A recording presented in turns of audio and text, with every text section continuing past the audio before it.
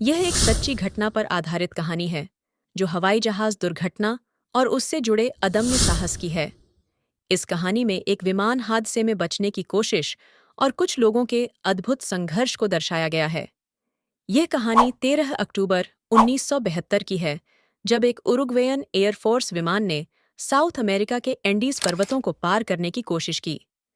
विमान में एक रग्बी टीम के खिलाड़ी, उनके कोच और कुछ अन्य लोग सवार थे। विमान ने सफलतापूर्वक उड़ान भर ली थी, लेकिन मौसम अचानक खराब हो गया। मौसम के कारण पायलट का नियंत्रण खो गया और विमान एंडीज पर्वतों की बर्फीली चोटियों से टकराकर दुर्घटनाग्रस्त हो गया। दुर्घटना में कुछ लोग तुरंत मारे गए और कई घायल हुए। बाकी लोग बर्फ से ढके पर्वतों के बीच भयंकर ठंड और ऑक्सीजन की कमी के साथ फंसे रह गए। उनके पास खाने पीने का भी कोई साधन नहीं था। बचे हुए यात्रियों ने शुरुआती दिनों में हिम्मत बनाए रखी और यह सोचते रहे कि उन्हें बचाने के लिए जल्द ही सहायता आएगी। लेकिन दिन गुजरते गए और बचाव दल का कोई अता पता नहीं था।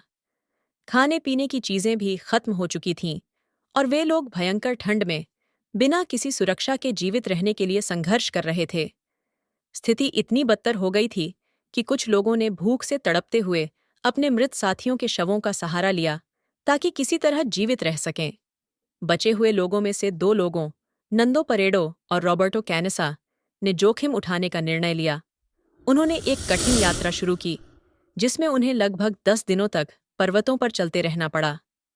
दोनों ने अनगिनत बाधाओं का सामना किया, लेकिन अंत में वे बचाव दल तक पहुंच गए। उनकी सूझबूझ और हिम्मत की वजह से ही वे अपने बाकी साथियों को बचाने में कामयाब हुए।